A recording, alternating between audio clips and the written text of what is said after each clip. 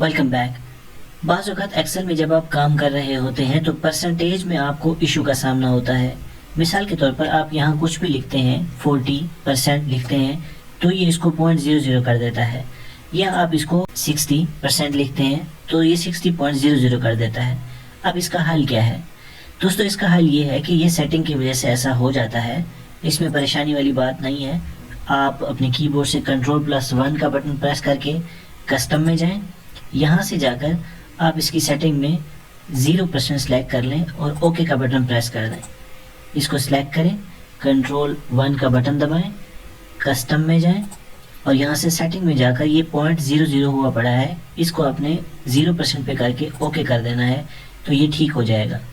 दोस्तों, एक्सेल को सीखने के लिए हमारे साथ जुड़े रहें। उम्मीद है ये वीडियो आपके लिए यूज़फुल साबित हो। प्लीज़ वीडियो को लाइक करें। Thanks for watching. Stay tuned.